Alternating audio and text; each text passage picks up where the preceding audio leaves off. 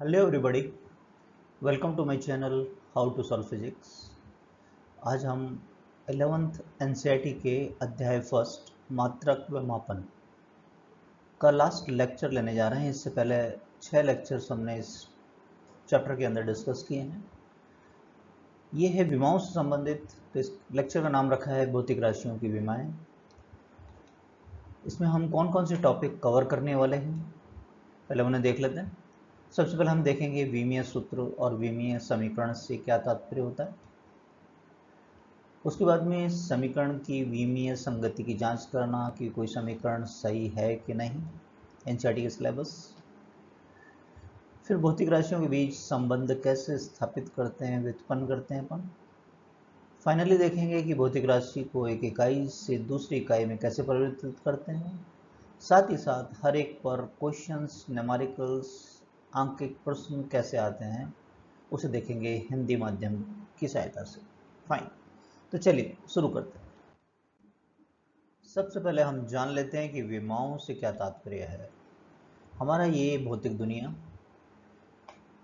इसकी में जो भी भौतिक राशियां होती हैं उनकी प्रकृति को हम विमाओं द्वारा एक्सप्लेन करते हैं, वर्णित करते हैं। इस भौतिक दुनिया में 7 मूल या आधार राशियां होती हैं। वो भौतिक दुनिया की 7 विमाओं के रूप में जानी जाती हैं। जब भी हम इनको रिप्रेजेंट करते हैं तो एक बड़े कोष्टक में रखकर इनको रिप्रेजेंट करते हैं। कौन कौन सी हैं ये? द्रव्यमान, जिसे हम समर्पित करेंगे, लंबाई, समय, विद्युत प्रवाह या विद्युत धारा, उष्मागतिक तापमान, ज्योति तीव्रता, पदार्थ की मात्रा। ये 7 भौतिक जो राशियां हैं, जो मूल भौतिक राशियां हैं या आधार भौतिक राशियां हैं, ये हमारी इस दुनिया की 7 विमाओं के रूप में जानी जाती हैं। मास यानी कि द्रव्यमान को कैपिटल M बड़े ब्रैकेट के अंदर रख के, लंबाई को कैपिटल L, समय T इंग्लिश में इसलिए लिख रहे हैं क्योंकि इंग्लिश के फर्स्ट लेटर से ही रिप्रेजेंट किया जाता है ना। वैसे ये लेक्चर हिंदी का है। थर्मोडायनेमिक टेम्परेचर, उष्मागतिक तापमान, यह हमने बताया है इसका हिंदी। के फॉर केल्विन इसकी इकाई होती है, या थीटा जिसको ताप से निरूपित किया जाता है। अमाउंट ऑफ सब्सटेंस मतलब पदार्थ की मात्रा। फाइन, इसे मोल या म्यू या एन से रिप्रेजेंट किया जाता है। और 6th है इलेक्ट्रिक करंट, विद्युत धारा, जिसको एम्पियर या कैपिटल आई से रिप्रेजेंट किया जाता है। और फाइनल है ल्यूमिनियस इंटेंसिटी, जिसे हिंदी में कहते हैं ज्योति तीव्रता। इसकी इकाई होती है कैंडला, तो उसको CD या J फॉर जूल से रिप्रेजेंट किया जाता है ना। कि यहाँ किसके लिए आया है? केल्विन। A किसके लिए आया है? एम्पियर। और J किसके लिए आया है? जूल के लिए। फाइन, इतनी बात क्लियर है? ओके, अब व्युत्पन्न भौतिक राशियों की विमाओं की बात कर लेते हैं। 7 के अलावा भी हमारा ये भौतिक वर्ड है जिसमें बहुत सारी राशियां हम काम में लेते हैं। विमाओं से मतलब उस घात से होता है जो मौलिक राशियों को जिससे बढ़ाया जाता है। कहीं L स्क्वायर लिखा है तो जो स्क्वायर L का की घात 2, तो 2 उसकी विमा कहलाती है। लंबाई की विमा कितनी कहलाएगी? 2 कहलाएगी। एग्जाम्पल ले लेते हैं, जैसे घनत्व का लिया हमने। घनत्व आप जानते हैं क्या होता है? द्रव्यमान बटा आयतन। आयतन लंबाई का क्यूब होता है। जैसे घन का आयतन हम निकालते हैं, ये ऊपर जाएगा तो -3 हो गया।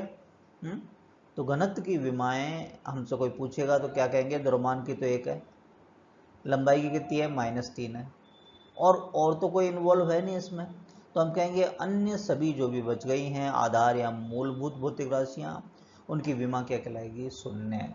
क्लियर है ये बात? अब विमीय सूत्र से क्या मतलब है? विमीय सूत्र वह समीकरण होता है जो कि ये दर्शाता है कि कौन कौन सी मौलिक राशियां या मूल राशि उस भौतिक राशि को दर्शाने के काम में आएगी। उन भौतिक राशियों की घातों या विमाओं को दर्शाने के काम में आएगी, वो विमीय सूत्र कहलाता है। जैसे अपन घनत्व का विमीय सूत्र लिखने की कोशिश करें तो m की घात कितनी आई है? 1, लंबाई कितनी आई है? -3, समय आया नहीं है, तो t की घात क्या लिख सकते हैं हम? 0। क्लियर है? विमीय समीकरण या डायमेंशनल इक्वेशन से क्या मतलब है? किसी भौतिक राशि को उसके विमीय सूत्र के बराबर रखकर जो हम समीकरण बनाते हैं वह विमीय समीकरण कहलाता है। क्या मतलब? उदाहरण से अभी अभी हमने घनत्व का ज्ञात किया। घनत्व को रिप्रेजेंट करते हैं, प्रदर्शित करते हैं, निरूपित करते हैं रो से। तो रो को बड़े ब्रैकेट में बराबर करके इसका विमीय सूत्र लिख देंगे। तो ये जो चीज़ है वो क्या कहलाएगी? विमीय समीकरण। छोटी छोटी बातें, छोटे छोटे सब, लेकिन हम ABCD से अपने इस लेक्चर को स्टार्ट कर रहे हैं बिल्कुल जीरो से, जिससे कहीं कोई दिक्कत ना आए। फिर डायमेंशनल वेरिएबल, जिसे हिंदी में कहते हैं विमीय चर।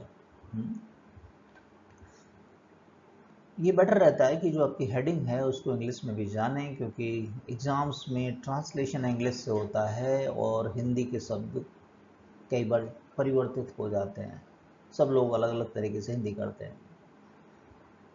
जैसे क्षेत्रफल है, आयतन है, वेग है, बल, ये कुछ राशियों के एग्जाम्पल दिया है। इन सब की अपनी अपनी विमाएं होती हैं, लेकिन ये मान इनका कांस्टेंट नहीं होता। कांस्टेंट नहीं होता है, नियत नहीं होता है, इसलिए इसको चर कहते हैं। ऐसी राशि जिनकी विमाएं होती हैं और जो नियत नहीं होती है मान उनके, उनको वो क्या कहलाती है? विमीय चर कहलाती है। एग्जाम्पल आ गया, क्षेत्रफल, आयतन, वेग, बल। फिर अविमीय चर क्या होते हैं? जैसे कोण की कोई विमा होती है क्या? M0, L0, T0 ऐसे कहते हैं। विशिष्ट गुरुत्वाकर्षण, विशिष्ट गुरुत्व भी कहते हैं इसको, रो से रिप्रेजेंट करते हैं ठीक है। और आपका विकृति होती है जैसे, तो इन राशियों की कोई विमाएं नहीं होती है, ठीक है। और न ही इनका नियत मान होता है। कोण का कोई नियत मान होता है या नहीं? चेंज हो सकता है। तो चर भी है लेकिन विमा नहीं है, इसलिए ये क्या कहलाएगा? अविमीय चर कहलाएगा। ऐसी राशियों को क्या कहेंगे? अविमीय चर। विमीय स्थिरांक का क्या मतलब है? हमारी फिजिक्स में बहुत सारी कांस्टेंट हैं, जैसे गुरुत्वाकर्षण स्थिरांक कैपिटल G, प्लैंक स्थिरांक, स्टीफन स्थिरांक, एक दो आप सोचो। ऐसी जितनी भी राशियां हैं जिनकी विमाएं तो होती है लेकिन मान क्या रहते हैं? नियत, क्या कहलाते हैं? ये विमीय स्थिरांक कहलाते हैं। क्वेश्चंस में काम में आती है शब्दावली, है ना। अविमीय स्थिरांक से क्या मतलब है? कि विमा भी ना हो और मान भी कांस्टेंट रहे, बिना विमा वाले स्थिरांक। जैसे गिनती के 1 2 3 4 के हैं, पाई के हैं, ई। अब इन नंबरों की, संख्याओं की कोई विमा होती है कि नहीं? लेकिन मान क्या रहते हैं इनके? कांस्टेंट। तो ये क्या कहलाते हैं? अविमीय स्थिरांक। क्लियर है यहां तक? चलिए अब हम डिटेल में ले लेते हैं इस टॉपिक को, कि जो भी हमारी व्युत्पन्न भौतिक राशियां हैं उनकी विमाएं किस तरीके से ज्ञात करते हैं, थोड़ा सा आइडिया हो क्या कैसी कैसी होती हैं। पूरी फिजिक्स को हम कुछ पार्ट में बांट सकते हैं। सबसे पहले मैकेनिक्स वाला यानी यांत्रिकी ले लेते हैं। यांत्रिकी कुछ भौतिक राशियां लेंगे जो जनरली काम में आती है। उससे तरीका ये रहेगा, हमेशा आप उससे संबंधित एक सूत्र लाइए और फिर MLT या बाकी मूल राशियों के रूप में उनका विमीय सूत्र लिखने की कोशिश करेंगे। तो करेंगे कैसे, उसको समझते हैं। एग्जाम्पल लिया मैंने कोण का। कोण क्या कहते हैं? चाप बटा तिरछा। चाप को भी एल में नापेंगे, तिरछा को भी एल में, तो L0 हो गया। M भी नहीं है, T भी नहीं है, तो इसका विमीय सूत्र क्या कहलाएगा? M0 L0 T0, right. आवर्ती, 1/आवर्त काल होता है, 1/T कह सकते हैं इसको, तो M0 L0 T-1 हो गया। वेग क्या कहते हैं भाई? विस्थापन बटा समय, है ना।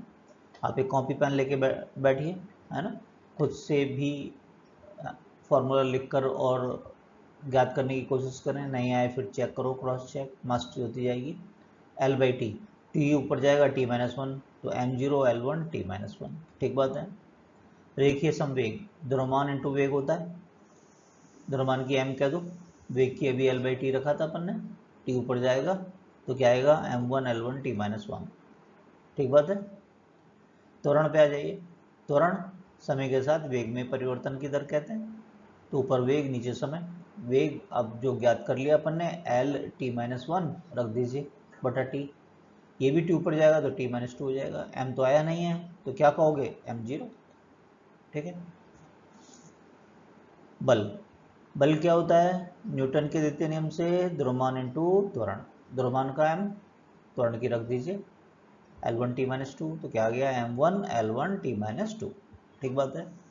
कार्य, कार्य क्या होता है, बल इंटू विस्थापन, बल की m1 L1 t-2 और विस्थापन की L, तो एक L और बढ़ा दीजिए तो L स्क्वायर हो जाएगा। यही ऊर्जा की भी होती है क्या, चलो देख लेते हैं एग्जाम्पल। गतिज ऊर्जा हाफ mv स्क्वायर। अब 1/2 हमने देखा था कोई विमा नहीं होती है ये, है ना, अविमीय स्थिरांक विमा नहीं होती है, द्रव्यमान की रख दीजिए और वेग की L1 t-1 होता है तो उसका स्क्वायर कर दीजिए, है ना, तो ये तो दोनों स्क्वायर हो जाएंगे तो L स्क्वायर t-2 और एक m आ गया। तो आप चेक करो कार्य ऊर्जा की एक है कि नहीं, आगे से याद रखना है, इसको काम में आता है। कोई सी भी ऊर्जा हो उसकी कार्य के बराबर होगी। और क्या बलागुण के बराबर होता है, ये अपने आप से याद करके देखो कॉपी में, बलागुण r×f, शक्ति कार्य बटा समय, है ना, समय के साथ कार्य करने की दर। अब कार्य अभी आपने ज्ञात किया m1 L² t-2, देखिए ये रहा, बटा समय टी और भी ऊपर जाएगा तो -3 हो गया, ये सो नो। सार्वत्रिक गुरुत्वाकर्षण नियतांक गुरुत्वाकर्षण वाले चैप्टर में आता है, फॉर्मूला F = g(m1 m2/r²). तो हम क्या देख रहे हैं, पहले एक फार्मूला लेके आते हैं और कोशिश करो एक सिंपल फार्मूला सोचो जिसमें वो भौतिक राशि आ रही और उसमें जो हमारी ज्ञात हैं राशियां जिनको जानते हो उनकी विमाएं रख दो। तो जैसे अब जी का ज्ञात करना है तो पहले फॉर्मूला बना लिया हमने जी के लिए, F(r²) और m1/m2। बल का हम जानते हैं, अभी ज्ञात किया है 6 नंबर पर, m1 L1 t-2 रख दो। देखो कैसे ज्ञात कर रहे हैं, कॉपी पेन से प्रैक्टिस करो, साथ साथ पॉज कर लिया करो वीडियो। r का क्या है, l, दोनों mm, एक m से m कट जाएगा, एक m ऊपर जाएगा तो m-1 L³ t-2, है ना। तो ये मैकेनिक्स के कुछ एग्जाम्पल्स हमने लिए, जनरली हमारे काम में आते हैं। फिजिक्स कई पार्ट में बटा हुआ है हमारा। तो यदि आप आगे चलें तो जैसे 12th का आता है विद्युत चुंबक इलेक्ट्रोमैग्नेटिज्म, इसके कुछ एग्जांपल्स ले लेते हैं। तरीका वही रहेगा, भौतिक राशि जो पूछी जाएगी उससे संबंधित सूत्र आप सोचेंगे और उसमें विमाएं रखेंगे ज्ञात की।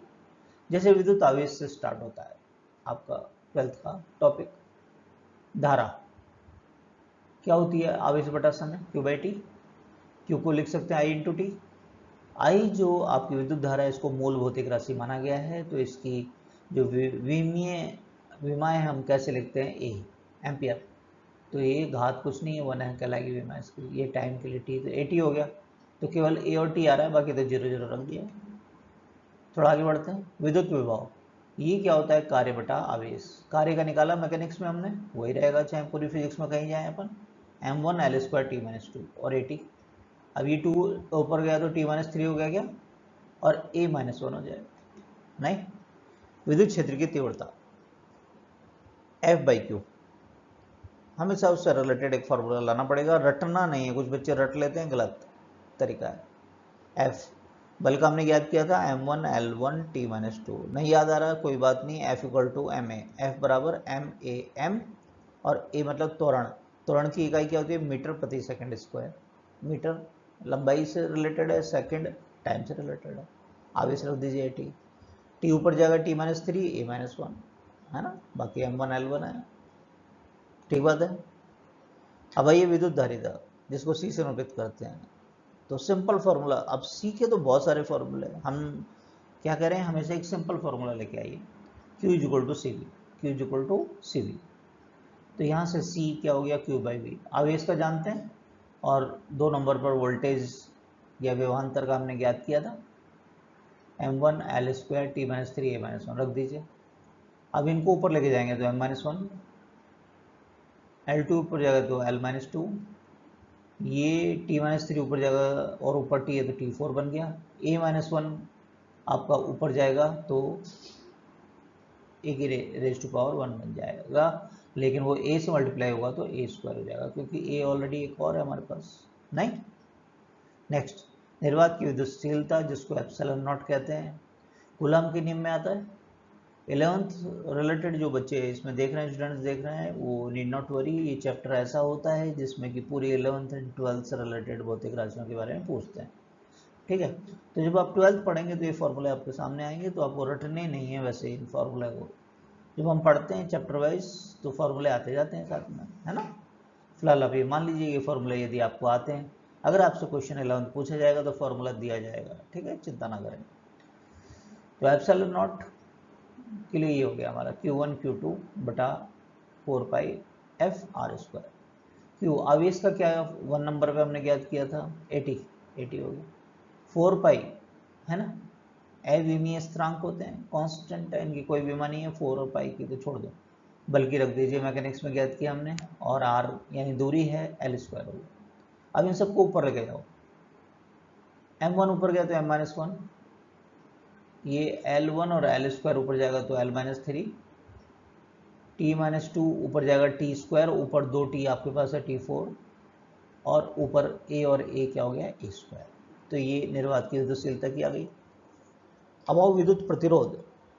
अब एक फॉर्मूला सोचो, तो ये सबको पता है, छोटी क्लास से पढ़ते आ रहे हैं, ओम का नियम, R बराबर V/I, R बराबर V/I। V क्या है, वोल्टेज डिफरेंस, विभवांतर। सेकंड नंबर पर विद्युत विभव ज्ञात किया अपन ने, तो जो ज्ञात कर लिया है अपन ने उसको आप यूज कर लें, I एम्पियर, ठीक है, ओम के नियम V=IR से लाए अपन ये, है ना। ओके, अब ये A भी ऊपर चला जाएगा तो बस A-2 हो जाएगा, बाकी तो वैसा ही है सूत्र इसका जो भी वोल्टेज का था। 7th पे आइए, प्रतिरोधकता या विशिष्ट प्रतिरोध रो, ठीक है, ये कहाँ आता है, विद्युत प्रतिरोध का सूत्र होता है R बराबर रो L/A, देखा है आपने छोटी क्लास से। यहाँ से रो के लिए फॉर्मूला बनाए तो RA डिवाइडेड बाई L क्या आ जाएगा, L लंबाई है यहाँ पर, है ना, R प्रतिरोध का यह ज्ञात किया अपन ने, रख दीजिए, क्षेत्रफल का L स्क्वायर हो गया, नीचे L, अभी एक L ऊपर कम हो जाएगा तो यहाँ L³ हो जाएगा, बाकी सारी चीज़ें देख लीजिए वैसे की वैसे ही। फाइन, समझ में आ रहा है कैसे कर रहे हैं, करते चलिए कॉपी में आप भी। स्वयं प्रेरण गुणांक L, ये विद्युत चुंबकीय प्रेरण एक चैप्टर है 12th के अंदर, उसमें आता है फैराडे के नियम के अंदर, प्रेरित विद्युत वाहक बल, तो उसका परिमाण होता है L/dI/dt। L यहाँ लंबाई नहीं है, ये निरूपण है इसका, राइट। तो L ये हो गया विद्युत वाहक बल समयांतराल बटा DI मतलब धारा का एक अल्प भाग। EMF विद्युत विभव या विभवांतर के समान होता है, तो आप इसकी विमीय सूत्र डायरेक्ट लिख सकते हैं, m1 L² t-3 a-1, ठीक है भाई। dt का समय का t हो गया, और di का मतलब, a का मतलब यहाँ क्षेत्रफल नहीं है, एम्पियर है ना, हाँ, ये विमीय सूत्र लिख रहे हैं अपन यहाँ। अब a ऊपर जाएगा तो a-2 हो जाएगा, और देखिए यहाँ t-3 आपके पास में, ये t है तो एक t कम कर दीजिए तो ये t-2 हो गया, राइट। नेक्स्ट आइए, विद्युत चुंबकीय क्षेत्र की तीव्रता। अब ये एक आवेश जो चुंबकीय क्षेत्र में गतिशील होता है, लॉरेंज का बल कहलाता है, 12th का चैप्टर है। F बराबर QVB sin थीटा एक सूत्र सबसे आसान रहता है, जब ये हमें ज्ञात होता है तो B का मान ज्ञात करना, B का विमीय सूत्र ज्ञात कर सकते हैं इजीली। तो यहाँ से B का क्या लिखेंगे, F/QV sin थीटा, ठीक है। F तो बल है, Q आवेश है, V वेग है, sin थीटा त्रिकोणमितीय अनुपात की कोई विमा नहीं होती है, तो छोड़ दीजिए उसको, और इन सबको ऊपर ले जाइए, आप खुद से चेक करो क्या ऐसा आ रहा है, क्या करके देखो। फाइन, एक और ले लेते हैं, चुंबकीय फ्लक्स, इसी चैप्टर से रिलेटेड है, φ = BA। B का भी हमने ज्ञात किया है, रख दीजिए, A यहाँ पर क्षेत्रफल है सूत्र के अंदर तो, और विमीय सूत्र में A क्या है, एम्पियर है। तो क्षेत्रफल का क्या होता है, L², भुजा स्क्वायर कहते हैं ना जैसे वर्ग का, तो ये L² और यहाँ बढ़ जाएगा, बाकी तो B के बराबर आ गया। ये समझ में आया विद्युत चुंबक के अंदर, क्लियर है सबको। चलिए फिजिक्स के नेक्स्ट सेक्शन पे चलते हैं, ऊष्मा और ऊष्मागतिकी, थर्मोडायनेमिक्स जिसे कहते हैं, 11th का टॉपिक है बेसिकली। तरीका अपन ने जाना कि जो भी भौतिक राशि का विमीय सूत्र पूछेंगे तो पहले उससे रिलेटेड कोई एक इजी फॉर्मूला सोचेंगे, उसके बाद उसकी विमाएँ लिखेंगे, विमीय सूत्र बनाएंगे। कुछ एग्जांपल्स ले लेते हैं, रेखीय प्रसार गुणांक अल्फा, तो आपको इससे डरना नहीं है फर्स्ट चैप्टर में कि ये फॉर्मूला कहाँ से आया, हम तो जानते नहीं हैं, तो भाई ऑफकोर्स अपने 10th में नहीं पढ़ा है, 11th का टॉपिक है, 11th वाले बच्चों के लिए बात कर रहे हैं। तो लेकिन जैसे ही ये चैप्टर आता है तो फॉर्मूला आपके सामने होता है, फिर आपको कैसे करने का है। तो जैसे हमने बताया, क्वेश्चन अगर 11th में पूछा जाता है आपसे इस फर्स्ट टॉपिक से रिलेटेड, तो फॉर्मूला आपको दिया जाएगा, ठीक है, देना चाहिए। तो अल्फा क्या हो गया, delta L over L delta theta. Fine, delta L क्या, लंबाई से रिलेटेड, एल लिख दिया, थीटा यहाँ ताप में परिवर्तन है तो थीटा लिख दिया उसका। तो एल से एल कट गया, केवल थीटा रह गया, तो थीटा -1 बन जाएगा, बाकी क्या है 0। फाइन, उष्मा या उष्मा ऊर्जा, कई बार उष्मा कहते हैं, कई बार उष्मा ऊर्जा कहते हैं, तो ऊर्जा का ही होगा, कार्य के बराबर होगा। गतिज ऊर्जा बताया था मैकेनिक्स में, m1l²t-2 कर दीजिए। विशिष्ट ऊष्मा स्मॉल एस या स्मॉल सी से निरूपित करते हैं, फॉर्मूला लेके आए delta Q equal to M S delta theta, S को कहते हैं विशिष्ट ऊष्मा। तो फॉर्मूला ये बन गया, डेल्टा क्यू ऊर्जा, उष्मा, उष्मा ऊर्जा या ऊर्जा, तो ये तो m1l²t-2, m का मतलब द्रव्यमान, डेल्टा थीटा मतलब थीटा। इनको ले जाओ ऊपर करके देखो अपने क्या ये आ रहा है, कैसे m से m कट गया भाई, तो m तो 0 हो गया, l²t-2 थीटा -1, है ना। आप खुद भी पहले करें, खुद से पहले फॉर्मूला आते ही खुद से ट्राई करें, फिर चेक क्रॉस चेक करो। गुप्त उष्मा, लेटेंट हीट कहते हैं अंग्रेजी में, इसलिए एल से नोटित करते हैं। डेल्टा क्यू बराबर एम एल फॉर्मूले के अंदर आता है, तो एल हो गया delta Q by M. Delta Q का मतलब ये उष्मा ऊर्जा है, ये ऊर्जा या कार्य के बराबर, और नीचे द्रव्यमान, द्रव्यमान को 0 कर देगा बस, है ना। और यहाँ ताप का भी नहीं आया है विमान। नेक्स्ट, उष्मा चालकता गुणांक, कैपिटल के से निरूपित करते हैं, चालकता वाले चैप्टर में आता है, उष्मा वाले चैप्टर में formula Q equal to K A delta theta T divided by लंबाई है L, ठीक है। के को कहते हैं उष्मा चालकता गुणांक, तो फॉर्मूला बना लिया QL बटा ए डेल्टा थीटा टी। Q यानी यहाँ पर क्या है, उष्मा, उष्मा यानी ऊर्जा, रखिए, L लंबाई, ए यहाँ पर क्षेत्रफल l², थीटा डेल्टा थीटा की जगह टाइम की जगह टी। अब इनको ऊपर ले जाइए और चेक कीजिए आ रहा है क्या। नेक्स्ट, उष्मा का यांत्रिक तुल्यांक, W equal to J H, J क्या हो गया W/h, W क्या है यहाँ पर कार्य, m1l²t-2, और उष्मा का भी यही होता है, तो ये तो विमायन हो गए, है ना। तो ये अविमीय नियतांक या स्थिरांक कहलाएगा। बोल्ट्जमान नियतांक E इक्वल टू 3/2 kT। अब 3/2 का कोई विमान नहीं होगी, है ना, उससे डरना नहीं है। के लिए पहले फॉर्मूला बना लीजिए, E का ऊर्जा हो गया, T कैपिटल T परम ताप है यानी टेम्परेचर है, थीटा, थीटा -1 ऊपर गया। तो आप ये देखिए, इसकी वैल्यू तो कांस्टेंट होती है लेकिन विमा होती है इसकी, तो ये क्या कहलाएगा, विमीय स्थिरांक कहलाएगा, है ना, गैस नियतांक। इसकी वैल्यू कांस्टेंट रहती है लेकिन विमा होती है, तो ये भी क्या कहलाएगा, विमीय स्थिरांक। कहाँ आता है ये, आदर्श गैस समीकरण में, PV equal to nRT, R PV/RT। P क्या है, दाब, दाब क्या होता है, बल बटा क्षेत्रफल, निकाल के देखो लोग, बल बटा क्षेत्रफल से आ रहा है क्या, m1l-1t-2, आयतन का L क्यूब, n क्या है, नंबर ऑफ मोल, मोलों की संख्या, इसको म्यू से निरूपित कर दिया यहाँ पर हमने विमीय सूत्र में, ये थीटा ताप हो गया। इनको ऊपर ले गए तो देखो ये आ रहा है। कुछ लोग या म्यू n क्या है इसकी विमा नहीं रखते हैं। अब आप खुद सोचिए, 7 जो फंडामेंटल मूल भौतिक राशि हैं उसमें मोल वाला याद कीजिए, पदार्थ की मात्रा, उसको तो मूल भौतिक राशि माना है, तो माना है तो रखना है ना उसको भी, तो क्यों नहीं रखते हैं ना। कई कुछ लोग उसको 1 कह देते हैं कि एन की कोई विमा नहीं होती, गलत बात है, ठीक है। तो ये μ-1 हो गया, तो इट इज़ वेरी इंपॉर्टेंट। अब कुछ क्वेश्चन पैटर्न पर देख लेते हैं अपन, कि कुछ क्वेश्चन इसमें ऐसे आते हैं कि समान विमा वाली भौतिक राशियां, कोई विमा दे दी, ठीक है, 4 ऑप्शन आ जाते हैं, तो उसमें आपसे पूछ लेते हैं कि कौन सी राशि है जिसकी गिवन विमा नहीं है। जैसे एग्जांपल लेते हैं, जैसे ये ले लिया m0 l0 t0, तो यहाँ कुछ एग्जांपल्स दे रहे हैं, कॉपी लेके बैठो, और ये देखिए हमने यहाँ पर इतनी सारी दे दी हैं, यहाँ पर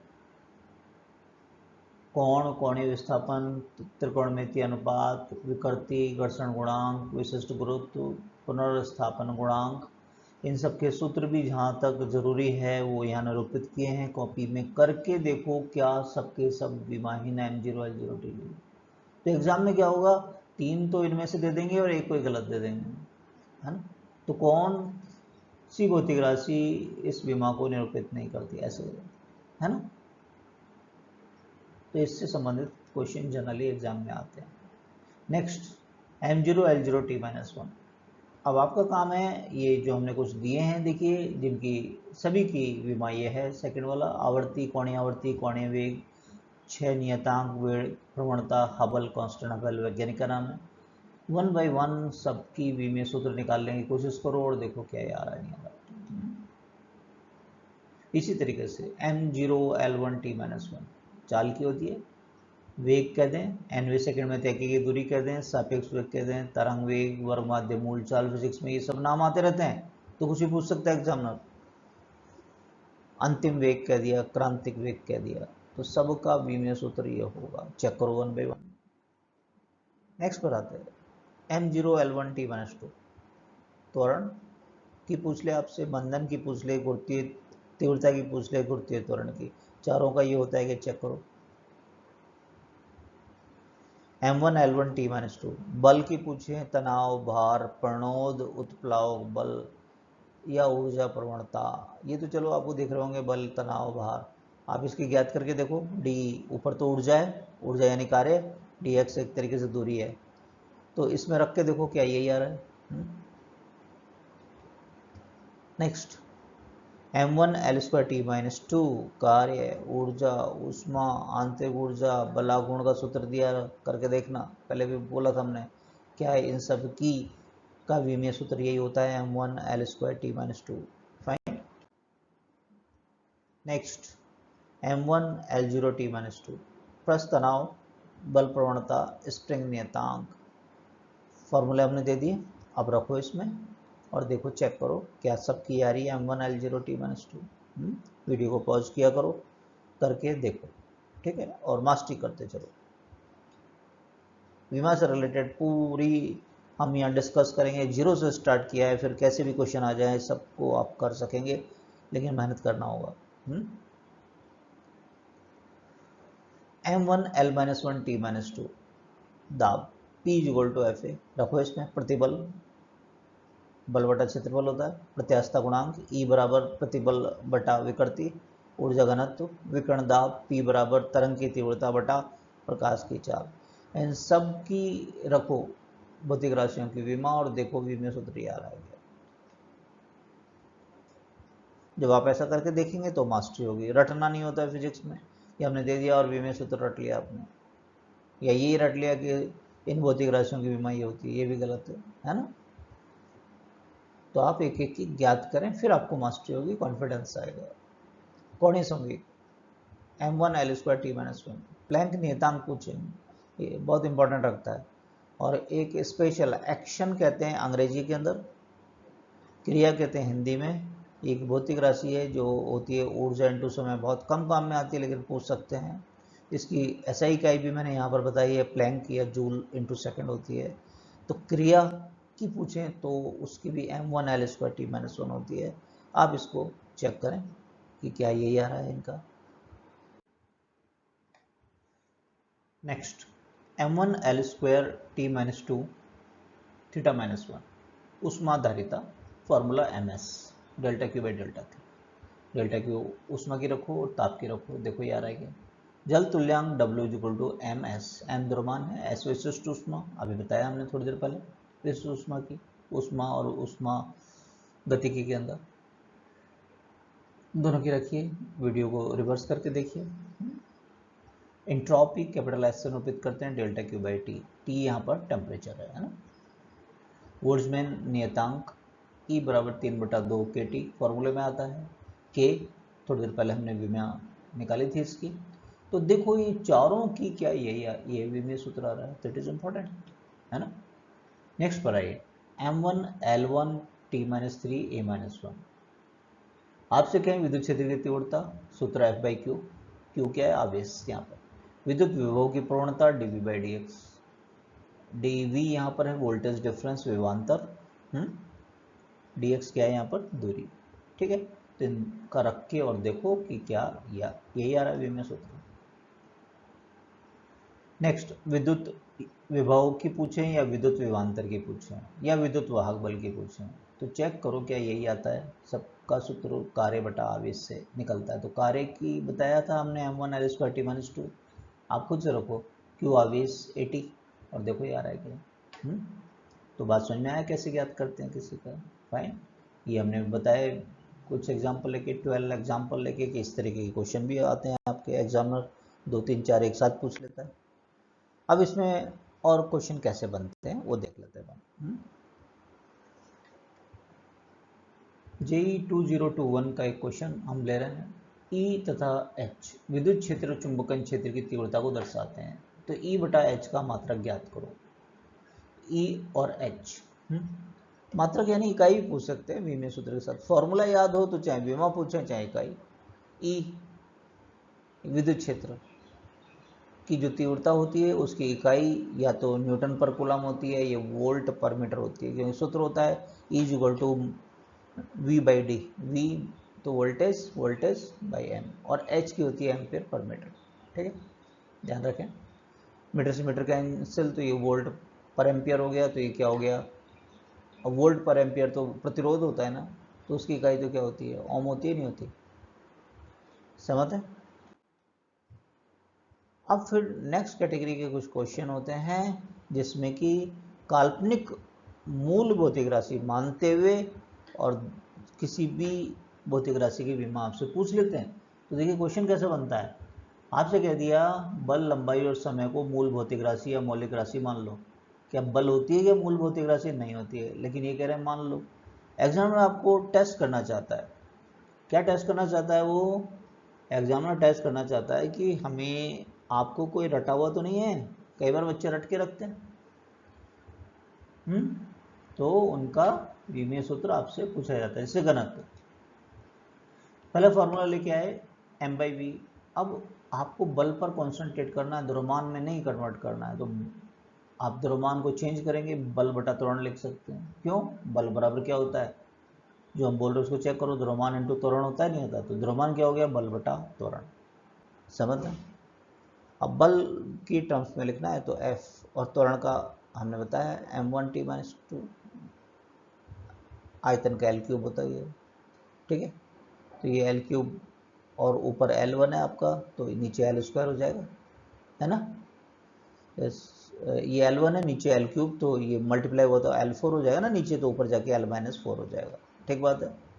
प्रेशर की बात करें, दाब की बात करें, दाब क्या होता है, बल बटा क्षेत्रफल। तो बल F क्या है, बल है, तो बल को नहीं चेंज करना है, L स्क्वायर, तो बल को ये रहने दो आप, है ना। F बल में चेंज करना है L स्क्वायर, तो ये L-2 T0 हो गया। ठीक बात है। संवेग m इंटू वी। अब द्रव्यमान को चेंज करना है बल के रूप में, क्योंकि बोल रहे हैं बल के रूप में लिख के दिखाओ, बल बटा त्वरण। F त्वरण का L1T-2। अब ये काटो और देखो ये आ रहा है नहीं आ रहा है। ठीक है, एक और ले लो, गतिज ऊर्जा हाफ एम वी स्क्वायर। तो द्रव्यमान की नहीं चलेगा इस बार, बल बटा त्वरण लिखो इसको, 1/2 का कुछ होता नहीं है, और वी का L1T-1 का स्क्वायर।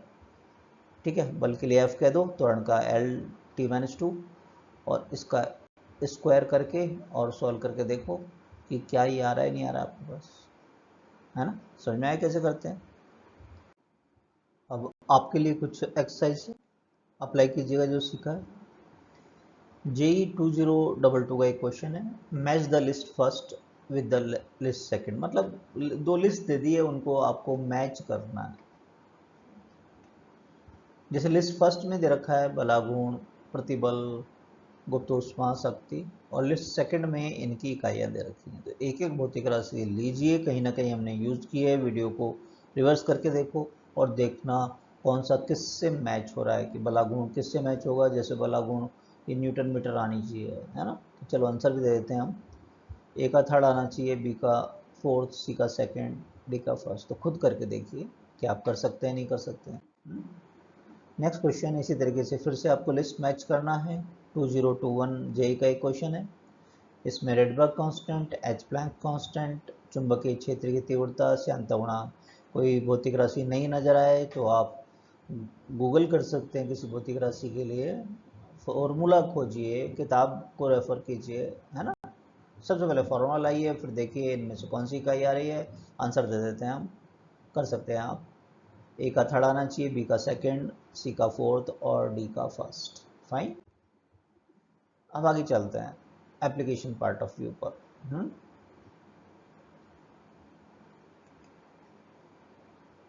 समीकरण की विमीय संगति की जांच। हम यहाँ बात कर रहे हैं एप्लीकेशन पॉइंट ऑफ व्यू कि जो भी विमीय विश्लेषण किए हैं हमने अभी तक, उनके अनुप्रयोग क्या हैं। तो पहला है समीकरण की विमीय संगति की जांच करना। अभी कैसे करते हैं, इसके पीछे क्या कॉन्सेप्ट इन्वॉल्व है, इसको समझने के लिए हम सिंपल एग्जांपल ले लेते हैं। एक एग्जांपल मैंने लिखा है, 1 मीटर में क्या हम 2 सेकंड को जोड़ सकते हैं और क्या वो 3 kg आएगा। कभी ऐसा देखा आपने? नहीं, ऐसा नहीं कर सकते हम। क्या हम 1 मीटर में 2 मीटर जोड़ सकते हैं? जोड़ तो सकते हैं, लेकिन क्या इनका जोड़ 3 सेकंड आएगा क्या? नहीं, 3 मीटर आना चाहिए। हाँ या ना? क्या हम 2 kg में से 1 kg को घटा सकते हैं? हाँ, घटा सकते हैं, लेकिन क्या आंसर 1 मीटर आएगा? नहीं आएगा। क्या आएगा? 1 kg आएगा। बहुत छोटी छोटी बातें हैं, लेकिन इन्हीं में कॉन्सेप्ट छुपा हुआ है। लेकिन 1 मीटर में 2 मीटर को जोड़ सकते हैं और आंसर 3 मीटर आएगा। मैं 3 kg या 3 सेकंड नहीं लिख सकता हूँ, ये बात ठीक है। तो हमने क्या देखा कि एक भौतिक समीकरण, जो ये भौतिक समीकरण है, इनमें भौतिक राशियों के परिमाण एक साथ जोड़ सकते हैं, हम जोड़ सकते हैं, ये एक दूसरे से घटा सकते हैं, लेकिन कब? जबकि इनकी इकाइयां समान हो या इनकी विमाएं समान हो, तभी हम जोड़ या घटा सकते हैं, इनको नहीं जोड़ सकते हैं। फिर उसके बाद में फिर भी ये गलत थे, देखो इनको जोड़ा इनको घटाया, फिर भी ये गलत थे। कारण कि जो रिजल्ट आएगा उनकी भी विमा या इकाई वही आनी चाहिए, इसलिए चौथा सही था आपका।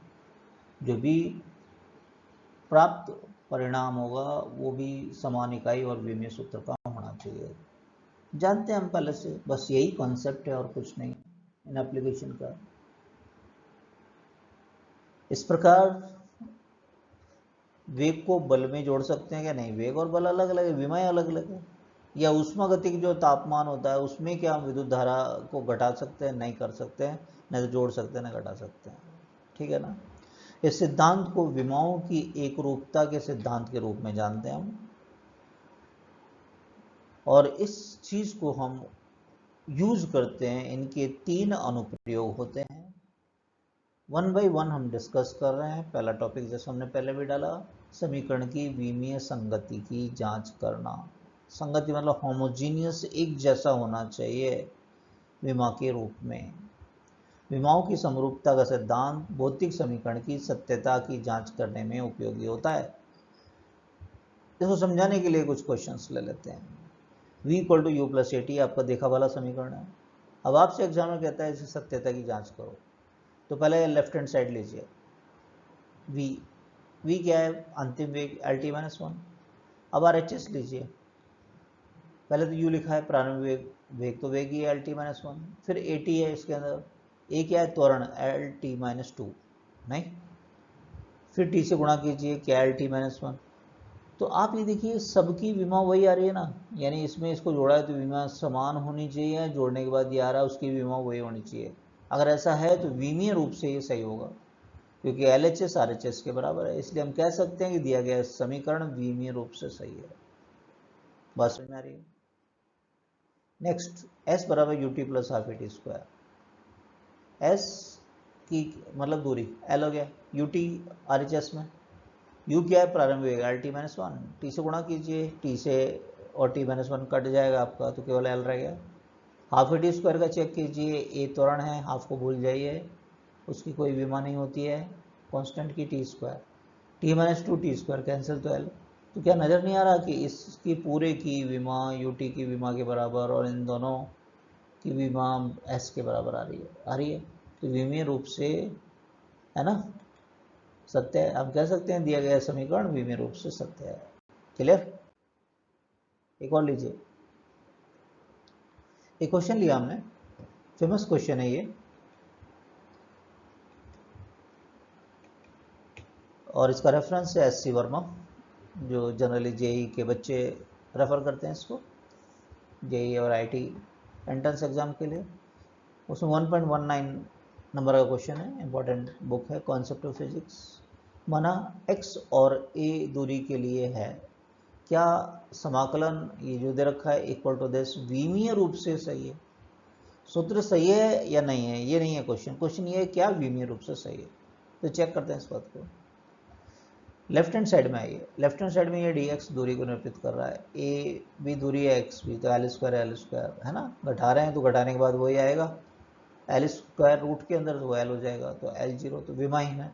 लेफ्ट हैंड साइड तो विमाहीन है, तो राइट हैंड साइड भी क्या विमाहीन आ रहा है उसको चेक करते हैं अपन। देखो a का l हो गया तो ऊपर जाके l-1, और ये तो पड़ जाएगा आपस में, तो L0 हो गया तो l-1 आ रहा है, ये तो विमाहीन नहीं है। तो आप कह सकते हैं यहाँ लेफ्ट हैंड साइड और राइट हैंड साइड समान नहीं है, तो ये संबंध विमीय रूप से सही नहीं है। बात समझ में आई क्या? नेक्स्ट लीजिए, v equal to a t plus b और टी प्लस सी। इस संबंध में v वेग है, t समय है, तो ए बी सी की विमाएं ज्ञात कीजिए। सबसे पहले आप देखिए c में t को जोड़ा गया है। कब जोड़ सकते हैं? जब आपस में विमाएं बराबर हो। तो c की विमा तो t आ गई। अब इस विमीय सूत्र में ये नीचे वाले की विमा क्या होगी? समय की विमा होगी, है ना, जोड़ने के बाद भी वही रहता है। तो हम कह सकते हैं कि v की विमा ए टी के बराबर होगी। पहले ए की याद कर लेते हैं, तो ए की विमा क्या हो गई? v by T. v क्या है? वेग, t समय, t को ऊपर ले जाओ तो ए की विमा ही आ गई। अब v की विमा b बाई टी की विमा के बराबर होगी, तो b की क्या हो गई? v into T. v मतलब वेग, t मतलब समय, ये क्या एल आ गया इसका, ए का आ गया, बी का आ गया, सी का आ गया। क्लियर है ना? नेक्स्ट इंपॉर्टेंट क्वेश्चन है, कई बार कंपटीशन में पूछा गया है, p बराबर a माइनस टी स्क्वायर और बी एक्स में a बाई बी की विमा ज्ञात करो। अब a और b की अलग अलग नहीं, तो हमारे पास कई तरीके होते हैं करने के लिए, और क्वेश्चन में हमेशा इन्फॉर्मेशन होती है p किसको निरूपित कर रहा है, x किसको निरूपित कर रहा है, t, जैसे यहाँ बता रखा है। तो मेरे को a बाई बी चाहिए, तो बेटर है इसको मैं ऐसे लिखूँ पहले तो एक बार, है ना, x को हटा दिया मैंने, अब a बाई बी यहाँ से दिख जाएगा मेरे को। क्या मैं ऐसे लिख सकता हूँ? देखो a बाई बी का भाग लगाया इसमें, इसमें भाग लगाया, तो मैं a बाई बी की विमा पी एक्स के बराबर होगी नहीं होगी? एक बार में काम हो जाएगा, है कि नहीं? पी एक्स की विमा a बाई बी के बराबर होगी, और इसकी टी स्क्वायर भी, ये मेरे को अभी चाहिए नहीं, a बाई बी की चाहिए, तो हम केवल ये वाला पोर्शन ले लेते हैं कि a by b p x के बराबर हो गया। p क्या है? दाब। दाब क्या होता है? बल बटा क्षेत्रफल। l x की जगह l कर दिया हमने, बल की रख दिया, क्षेत्रफल की रख दी, ऊपर एल स्क्वायर नीचे एल स्क्वायर, तो एल 0 हो जाएगा। तो ए बाई बी की विमा आ गई हमारे पास में। समझ में आ गया सबको? नेक्स्ट क्वेश्चन लेते हैं, समीकरण y is equal to A sine A T minus B X plus C में small A, capital A, B और सी की विमा ज्ञात करनी है, जहां y और x दूरी है और t क्या है? समय है हमारे पास। सबसे पहले त्रिकोणमितीय अनुपात। त्रिकोणमितीय अनुपात मतलब sine theta, cos theta, tan theta, इनको क्या कहते हैं? त्रिकोणमितीय अनुपात। ये क्या होते हैं? सब विमाहीन होते हैं। यहाँ से बात स्टार्ट होगी। ओके, अब सबसे पहले हम ए से स्टार्ट कर लेते हैं। तो ये साइन थीटा जो पूरा का पूरा, ये तो विमाहीन है, तो इसका मतलब ए की विमा वाई के बराबर होगी। भाई ये पूरा विमाहीन हो गया, तो ए वाई के बराबर होगा नहीं होगा? विमीय रूप से। और वाई क्या था? दूरी, तो क्या हो गया? ए का एल। बात समझ में आया? अब दूसरी बात, ये क्या किसको निरूपित कर रहा है? Sine theta. थीटा मतलब कोण को निरूपित कर रहा है ना? कोण क्या होता है? विमाहीन होता है। कोण क्या होता है? विमाहीन होता है। अब इसमें इसको घटाया, ये जोड़ा है, हम ये देख चुके हैं पहले कॉन्सेप्ट कि घटा तभी सकते हैं विमा समान होगी, जोड़ तभी सकते हैं विमा समान होगी, है ना? तो हम कह सकते हैं ए टी की विमा बी एक्स के बराबर और सी के बराबर होगा, और ये टोटल की विमा कोण के बराबर, जो कि विमाहीन होता है, के बराबर होगा। तो यहाँ से आसानी से हम याद कर लेंगे। सी का तो देखने लगा है आपको, है ना? ए का ज्ञात करेंगे तो ये तो कुछ भी नहीं है, 1 कह देते हैं इसको, 1/t, तो t माइनस 1 हो गया। b का 1/x है ना, और c का दिख ही रहा है आपको, v माइनस हो गया। नेक्स्ट क्वेश्चन लेते हैं, f equal to a cos bx plus c sin dt। इस समीकरण में d बटा b की विमा किस भौतिक राशि के बराबर है। विमा नहीं पूछी, विमा तो ज्ञात करना तो पड़ेगा, उसके बाद ये बताना है कि वो किस भौतिक राशि के समतुल्य आएगी। सबसे पहले तो देखिए bx और dt दोनों कोण को निरूपित कर रहे हैं, bx cos theta sin theta, कोण की विमा तो आपस में समान ही होंगी, विमाइन होता है bx इक्वल टू dt।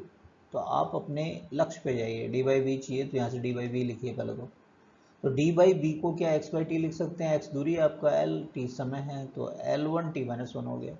अब याद करो l1 t माइनस 1 किस भौतिक राशि के बराबर है, क्या ये चाल या वेग होता है क्या, याद करो, यस, तो आंसर क्या होगा, चाल या वेग के विमीय सूत्र के बराबर होगा। Clear, okay. नेक्स्ट क्वेश्चन लेते हैं, कंपटीशन में आया हुआ क्वेश्चन है, P plus half rho v square plus rho g h बराबर कांस्टेंट। याद करो बर्नौली का समीकरण होता है। इस संबंध में बोला है कि स्थिरांक तो P बाई K की विमाएं किस भौतिक राशि के समतुल्य होगी। P और K ध्यान दीजिए, आप जब जोड़ते हैं तो सबकी विमाएं आपस में बराबर होनी चाहिए, और जो परिणाम आया है, रिजल्ट आया, उसकी विमा भी प्रत्येक के बराबर। तो फिलहाल कॉन्सेंट्रेट करते हैं P और K पे, तो आपस में बराबर होंगी ये विमाएं। तो P और K की विमा बराबर है तो अनुपात विमाहीन हो जाएगा, भाग लगाएंगे तो। और विमाहीन कौन कौन से होते हैं ऑप्शन में से देखेंगे अपन, जैसे कि कौन है, विकृति है ना, इनमें से कोई आंसर होगा आपका। बस न्याय कैसे कर रहे हैं। नेक्स्ट लेते हैं, एक अच्छा क्वेश्चन है जो बड़ा दिमाग लगा के बनाया हुआ है, JEE 2023 के अंदर पूछा गया था। एक वृत्त का समीकरण x square plus y square equal to A square है, ये त्रिज्या है। यदि समीकरण को मूल बिंदु, इसमें क्या है कि इसके सेंटर कहाँ है, 0 0 पर है ना, मूल बिंदु को बदलने के लिए संशोधित किया जाए और नया समीकरण बनाया जाए, ये एक्स माइनस ए टी का square plus Y minus T by V का square equal to A square. तो ए और बी के सही विमीय सूत्र ज्ञात करो, जबकि स्मॉल टी को टाइम नहीं मानना है, उसका विमीय सूत्र बोला है टी माइनस 1, है ना। तो गलत कराने के पूरे इंतजाम किए गए हैं इस क्वेश्चन के अंदर। तो चलिए अपन करते हैं कि इसको सही कैसे करेंगे। अब x में से 80 घटाया तो x की विमा तो 80 के बराबर होनी चाहिए, तो a की विमा हो गई x बाई टी, और t को जल्दबाजी में कैपिटल T टाइम नहीं लिखेंगे, इन्होंने जो कहा वो मान के चलेंगे, t माइनस 1 रख दो, ठीक है। तो a की विमा क्या आ गई, एल टी माइनस, ये T L by T minus 1 है तो t माइनस 1 ऊपर जाएगा तो ए एल इंटू टी हो जाएगा, ठीक है। y में से t बाई बी को घटाया तो y की विमा t बाई बी के बराबर होगी, है ना। तो b क्या हो जाएगा आपका, t बाई वाई, t की t माइनस 1 आराम से, y क्या है, l है यहाँ पर, ठीक है ना।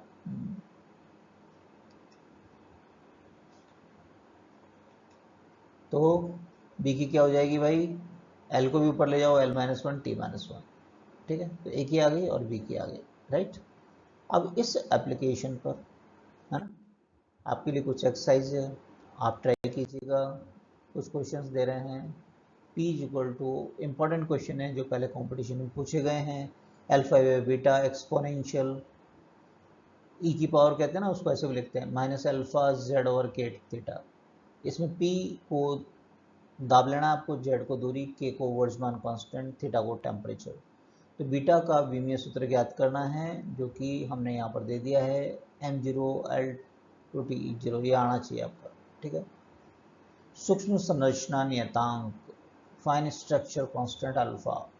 अब ये कहाँ से आया क्या आया उसको छोड़िए, इस चैप्टर में कहीं से भी कोई भी फॉर्मूला दे दिया जाता है, लेकिन इसमें कौन कौन सी राशियाँ उसके बारे में बताया जाता है ना। ई इलेक्ट्रॉनिक आवेश है, एच प्लैंक कांस्टेंट है, सी प्रकाश का वेग, एप्सिलॉन नॉट निर्वात की गतिशीलता। तो अल्फा का ज्ञात करना है, विमाहीन आना चाहिए, चेक कीजिए, आप खुद कॉपी के अंदर ट्राई कीजिए, नहीं आए फिर कमेंट बॉक्स में हमें बताइए, हेल्प करेंगे।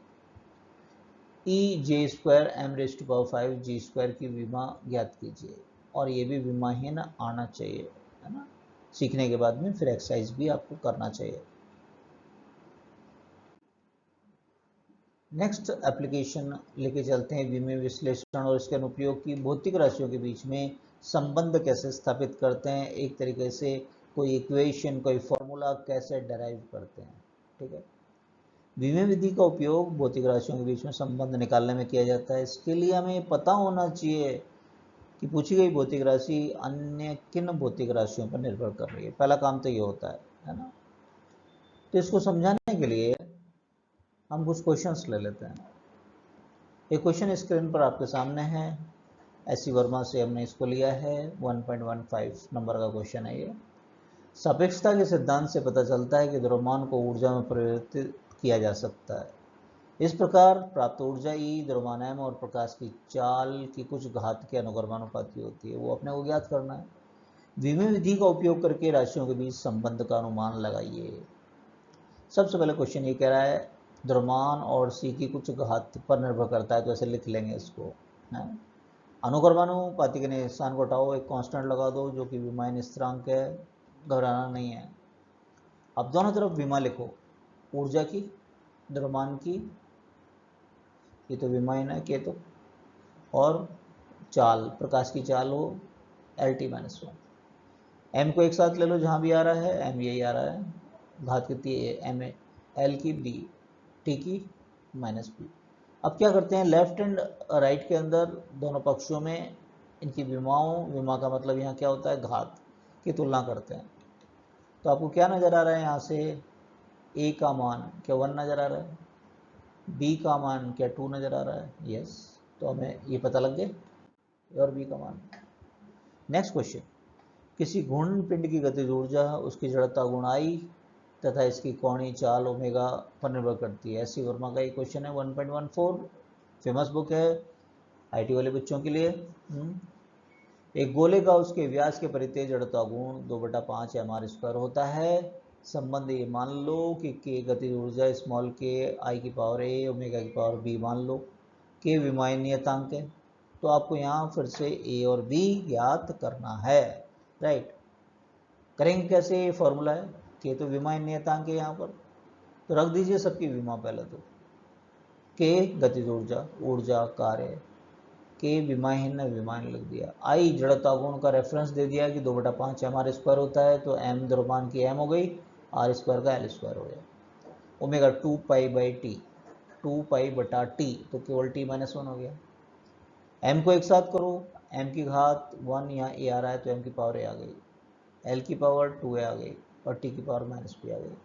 अब क्या करते हैं, लेफ्ट एंड राइट के अंदर दोनों पक्षों में विमाओं की तुलना करते हैं। विमा मतलब घात की तुलना करते हैं। क्या नज़र आ रहा है आपको, देखो जरा, ए की का मान कितना 1, ठीक है, और माइनस बी की वैल्यू कितनी नज़र आ रही है, -2, तो माइनस माइनस काट दो, बी बराबर दो, तो आ गया ए और बी, है ना। नेक्स्ट, माना आई चालक में प्रवाहित धारा, आर इसका प्रतिरोध है, 20 की सिरों पर विभवांतर है। एस.सी. वर्मा का ही नेक्स्ट क्वेश्चन 1.16, ओम का नियम के अनुसार इनमें से दो राशियों का गुणनफल कौन कौन सी, 3 में से 2, आई आर बी, तीसरे के बराबर है। तो ओम का नियम विमीय विश्लेषण से प्राप्त कीजिए। आर और वी के लिए विमीय सूत्र आपको दे रखे हैं यहाँ पर क्वेश्चन, है ना। सबसे पहले ये मान लिया, माना, तो पता नहीं हमें ओम किसके अनुक्रमानुपाती है, वी अनुक्रमानुपाती है आई की घात है आर की घात। मतलब वैसे तो सब आप जानते हो V = IR होता है ना, हाँ, लेकिन इसका उपयोग कैसे करते हैं ना, वो सीख रहे हैं यहाँ पर। सबसे पहले अनुक्रमानुपाती के निशान को हटाया, एक कांस्टेंट लगा दिया के, आई की पावर ए आर की पावर बी, ठीक है। के एक विमायन स्थिरांक है। अब V की आपको दे रखा है वोल्टेज का, ये रख दिया यहाँ पर, कि रखना चाहो तो ठीक है, नहीं तो 0 रखनी है इनकी विमा। आई धारा है, धारा की जगह आई की जगह आई रख लो, या एम्पियर भी लिखते हैं कई बार। आर का भी आपको दे रखा है सूत्र, तो ये आर का सूत्र लिख लीजिए। दूसरा काम होता है अब एम एल टी, और एक और है इसमें आई, तो उनको अलग अलग कर लो जो भी है। एम की पावर कितनी आ गई बी, एल की पावर 2b, चेक करते चलो, टी की पावर -3b, आई यहाँ भी ये ध्यान रखना, एक यहाँ भी -2 आई, ए -2 भी आ गया, ठीक है। अब दोनों पक्षों में तुलना करेंगे, है ना। देखो सबसे पहले तो आपको बी की नज़र आ जाएगी, सीधी सीधी बी की क्या हो जाएगी, 1 हो जाएगी, हाँ या ना। दूसरा a -2b क्या है, -1 है, -1 है ना। अब b की आपके पास आ गई तो इसको यूज़ कर लेंगे, a की 2b इधर आ गया, 2b -1, तो b की कितनी आई थी, 1, 1 रखेंगे तो 2 -1 यानी 1, तो a की भी 1 आ गई और b की भी क्या आ गई, 1, ठीक है। तो हम का नियम क्या बन गया, v = IR, ठीक है, क्लियर। नेक्स्ट क्वेश्चन, एक रस्सी में कंपन की आवृत्ति, निस्पंद के बीच की दूरी L, रस्सी में तनाव F, रस्सी की इकाई लंबाई का द्रव्यमान स्मॉल m पर निर्भर करता है। विमीय विश्लेषण से इसकी आवृत्ति के लिए संबंध का अनुमान लगाइए, एस सी वर्मा का नेक्स्ट क्वेश्चन है 1.17 का। मान लेते हैं कि आवर्ती अनुक्रमानुपाती L की घात A, F की घात B और M की घात C, स्मॉल m है, ध्यान रखना ये इकाई लंबाई का द्रव्यमान है, द्रव्यमान नहीं है, ठीक है। अब क्या करना है, अनुक्रमानुपाती निशान हटाइए, K लगा दीजिए, फिर दोनों तरफ विमीय सूत्र लिखिए। आवर्ती की क्या होती है, T-1, K विमाहीन, L तो लंबाई है तो केवल L, F आपका यहाँ पर बल या तनाव, तो M/L/T-2 होता है, M इकाई लंबाई का द्रव्यमान, द्रव्यमान बटा लंबाई, तो M1 L-1 हो जाएगा। अब M को इकट्ठा करो एक साथ, जहाँ जहाँ आ रहा है, ये तो 0 है, बोल जाओ इनको। M की यहाँ से B आ गया और यहाँ से C आ गया, तो B + C आ गया। L पे आ जाओ, L की एक यहाँ भी आएगा A और एक यहाँ से आएगा B और यहाँ से आएगा -C, A + B - C, T आई है, T का केवल -2B। अब क्या करोगे, तुलना करोगे दोनों पक्षों में, ML ठीक है। सबसे पहले अकेला होता है, पहले उसका ज्ञात करो, -2b, साफ साफ दिख जाएगा, -1 के बराबर है, तो यहाँ से b आ गया ना, माइनस माइनस काट दो, 1/2। फिर 2 वाला ले लो, पहले 1 वाला ले लिया, एक पद हो जिसमें 2 है ना, b + c, यहाँ 0 है, तो ये क्या कह रहा है, c -b के बराबर होगा, और b अपन ने ज्ञात किया है, तो 1/2 आ गया, है ना। अब तीसरा a + b - c, तो यहाँ से a ज्ञात करेंगे तो c - b, दोनों पता है आपको। c का क्या आया था आपके पास में, -1/2, b का क्या आया था, 1/2, तो माइनस है दोनों, तो जुड़ जाएंगे, तो -1 आ गया, तीनों आ गए, रख दो इसके अंदर, इस सूत्र में a का मान रख दिया, b का रख दिया, c का रख दिया, तो ये दोनों स्क्वायर रूट के अंदर आ जाएंगे, ये नीचे आ जाएगा, तो क्या ये सूत्र बन जाएगा, देखो चेक करो, क्लियर है।